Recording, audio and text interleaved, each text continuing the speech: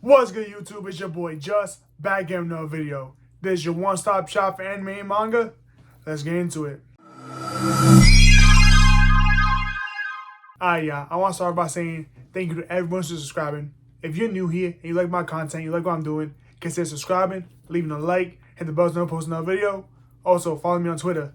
Links gonna be in the description. So y'all know, if y'all living up north like I am, y'all know it's starting to get a little cold.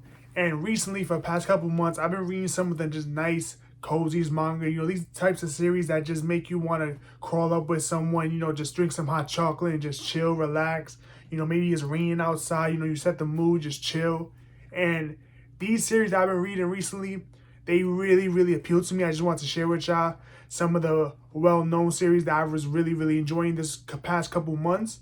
Now, I don't know what's gotten into me, but I've really been reading a whole bunch of series. So I just wanted to highlight just a couple of the ones that I really thought stuck out when I was reading them. Just some of the things that I thought, I really, really enjoyed. So this is just going to be my little cozy reading log. And don't worry, I do have a nice big reading log of series that I've basically read for the entire year. That's going to be coming up later on this month. So if y'all can't wait to see that, stay tuned because that video is going to drop soon. So no particular order, one of the series that I really, really thought stuck out to me was Erased. So I read all 5 volumes of Erased and I really, really enjoyed it. Erased is by far one of my favorite mangas of all time. I really, really do love it. But I never actually came around to reading the manga. And I picked up the manga and I decided to just read it. And it was an amazing experience. It's just as good as the anime. I know the anime is a little polarizing because a lot of people, they don't like the ending. And that's to be understood because the ending of the anime was a little lackluster, if I had to be honest. Now, as far as the manga, I think Erased is still really, really overpriced. Like, don't get me wrong, it's a nice series, but at like $30 a volume, it can be a really steep commitment to get into. To be completely honest, the only reason I even have Erased is because I picked these up really, really cheap. I think I got them for like 15 bucks, maybe like $13, $14 a volume, something like that. Like I said, I've watched the anime and the anime is in my top anime I've ever watched. It's so, so good. I find it incredible, but I really wanted to read the manga. Now, basically the manga and the anime, they do pretty much follow the same story roughly. There are a couple changes here and there, but as far as the manga, the main difference is the fact that the manga ending is completely different than the anime ending. In my opinion, the manga ending is way, way, way better because the manga ending, it's a whole just psychological game, psychological warfare, something that's been building up from the first volume all the way to what's actually the 4th volume. So the manga, they actually completes itself in 4 volumes. And the ending for the 4th volume is just incredible. Now, I'll be completely honest. If they were going to translate that into the anime, I don't think the anime could have really done it justice because it is kind of a slog to get through. The ending of the manga, it's a lot of just setup, boring setup, day-by-day stuff, and it's not really that good, I'll be completely honest, until the payoff. The payoff is completely worth it, but getting to that point, I don't think the anime could have done it justice. So if you don't really like the endings to the anime, by all means, you're not alone. I don't like it too much, but I don't think it distracts too much from the actual series. But definitely, I highly recommend just reading the manga ending. It's so much better. The manga ending changes when my boy wakes up in the hospital. So that's where, it completely changes. And it's just an incredible experience. I really recommend people just to try the manga ending. I think you're really going to enjoy it. Like I said, Erased collects itself in 4 volumes, but there are 5 volumes of these editions, right? So basically the 5th volume is kind of an epilogue, but it's not really an epilogue because it basically doesn't tell what happened after the events of Erased. It actually goes a little bit back in time. It shows the different characters like Kenya, Ari, the mother, and Kaio. The 5th volume follows all 5. I think it's 5 of them. Yeah, all 5 of them. And it's just incredible, especially when Erased doesn't really have, I think, one main character. I think that cast of characters is all the main characters because they all help in their own way. So this volume just really makes you fall in love with them even more because it's just so much more world building and just so much more character development that I really think is worth it just to read that. Even if you just seen the anime and you wanted to actually just read a portion of the manga, read volume 5 because volume 5 is the cheapest because it's the shortest. But definitely don't get it at no $30 a volume. It ain't worth it that much. Even though I do love the series, that's a little overpriced. The next series I wanted to talk about was One Piece. So obviously, I'm not rereading One Piece. Obviously, it's just volume 1 of One Piece. But this is just a placeholder to tell y'all that I'm currently reading the Egghead arc. So if y'all don't know, the Egghead arc is what happens right after Wano. So if you're watching the anime, if you're only watching the anime, then you're currently seeing that basically Wano is basically wrapping up. Yeah, pretty much done. And I do believe the Egghead arc in the anime is actually going to begin January 7th. I might be a little off with the dates, but I think roughly that's when it's going to start. And I gotta tell ya, I am really, really in love with the Egghead arc. It's making me really fall in love with One Piece again. I'll be completely honest, I despise Wano. I think Wano is honestly the worst arc in all of One Piece when it comes to like the bigger arcs. Obviously not judging, you know, like the little like baby backfight arcs and the little arcs here and there in like East Blue or whatever. As far as like main, you know, real main arcs, I think Wano is by far the worst, just for the simple fact that it's way, way too long for not enough payout. Don't get me wrong, it's cool that you see all them crazy powers, you see all of the different awakenings and things like that, but it wasn't worth it. It was way, way too long. I did not care about the samurai whatsoever, just basically going on damn near slice of life about the samurai. I really did not care too much about them. So I just hated Wano. I hated reading it. I hated watching it. I despise it so, so much. And to take a break and go straight to Egghead was just incredible. I really, really love it. Now, I normally do like the more sci-fi types of arcs in One Piece. Those are like my favorite ones. But Egghead just by far takes the cake. I don't know if it's going to be like, you know, one of the craziest, oh my God, arcs that we've had before. But it's just a nice refresher. And I honestly believe that everyone is going to enjoy that arc because we get some nice backstory, we get some nice fights, and it really not only is just incredible with the action, but there's a lot of the, you know, heartstrings it's going to tug on because we get some sad backstories about a character or two that we all know and love. You know, not some crazy new character that we just met in the arc. This is a few characters that we actually know. We've spent some time with them. I ain't going to say who or what it is, but I think everyone's going to really, really enjoy Egghead. And by far, it's making me love One Piece again. So that series that I'm reading right now is just incredible. Highly recommend. If you haven't, read the Egghead arc. Another series that I really find cozy that I'm really, really enjoying reading right now is called Martial Master Asumi. Now, I just call Martial Master Asumi the MMA series really for most part. So as for the MMA series, it's basically a nice, good sports series. It's not the best, not by any means. Not really, you know, groundbreaking or anything like that. It's definitely not beating right now Haiku and Robot Laser Beam. Those are just two of my peaks when it comes to just sports series in general. And MMA is just a nice, obviously, combat sport. But Martial Master Asumi, it's really, really good as of right now. It's really in its infancy. I think it's only about maybe like not even 30 chapters. It's like, yeah, I don't even think there's 30 chapters. So it really is in its infancy. And it's really, really good so far. Essentially, the main character, Nito, wants to be an MMA fighter so he can eventually fight his brother.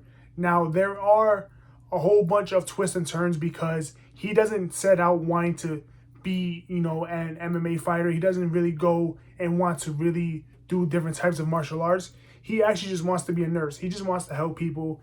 And because of a whole bunch of different circumstances that I don't really want to elaborate because I think that's part of the draw in the series, is that he starts off, he just wants to help people. He does not want to fight. Yes, he's actually very, very fully skilly trained, but he doesn't want to do none of that. He just wants to help people. He just wants to be a nurse and take care of everyone that he loves. And because of different circumstances, because of different things that happen, he ends up training himself in MMA. And his ultimate goal at this point is he wants to fight his older brother. Now, like I said, it's in its infancy, so I do see the potential that it has. I don't ever see it like really going over things like maybe Blue Lock, Kuroko Vasquez, Slam Dunk. I don't see it going nowhere near that level. But I do think that Martial Master Asumi is going to be a nice sports series, especially if it does get an anime, because some of these fights, they are really, really good. And they really do a good job at trying to be as realistic as possible, you know, with the different, you know, maneuvers, different locks, different punches, different fades, and different tactics that they do in MMA. Now, I'm by no means a martial arts. I know nothing about mixed martial arts or any type of combat sport or anything like that. This is just what I'm assuming from the way it looks and what I've seen, you know, actually in UFC and on different tournaments and fights and stuff like that. But I really think it's nice. It's just a nice chill series because it has just the most wholesome character cast I found in any sports series. Normally in the sports series, the characters is basically set up, big game, and then set up. With this one, it's like you really care about the setup with this specific sports series. So I really think that's a nice little twist on it. So the next series I decided to read, I did not know I was gonna like this as much as I do, but it really just resonated with me. I really started enjoying it, and that's I Want to End This Love Game. So this series is like a weird rom-com because it's about two best friends, two childhood best friends that, you know, they started the I love you game, which basically means they try to say I love you, or they try to flirt with each other, basically to make them flustered. And if you get flustered, you know, you blush or whatever, you lose. And both of them being, you know, hard-headed as hell, they don't want to lose. Her, because she believes, I think it's, you know, girls should be able to make any guy, you know, swoon over her. And he's just a hard-headed that he's never won at anything. And he's like, this is the one thing I'm going to beat her at. And they end up going to high school, and it's just a nice, weird, wholesome rom-com series because they really are truly best friends. Little do they know, they actually fell in love with each other a long time ago, but they're not going to tell each other about it until one of them wins the love game. So it's just a whole, you know, like crazy rom-com-y series, just nice. It's jokes to all hell. This series actually made me laugh out loud several times because of the silliness and just the way that they go about everything. Like, you would think, you know, it will be more etchy, it'll be a little more like teasy. It really isn't that bad. It's really wholesome, and I really think anyone that likes, you know, these slice of life rom-com series are gonna enjoy this because it's just funny, and it's just nice because they really do love each other. You know, they're trying to win this game so that after they win the game, they can actually profess their love and then actually be together. But because, you know, they're both kind of like hard-headed to all hell, they don't want to lose the game. They don't know when they're being serious, or they don't know, you know, when they're just playing the game. And this game has no rules whatsoever. They can basically go as far as they want, and it's funny to put themselves in those situations, and they're thinking about the game. They're not thinking about, okay, I want to be with this person. They're thinking, you know what, at this moment, if I say this to her, she might get flustered. So let me say that. That is just hilarious to me.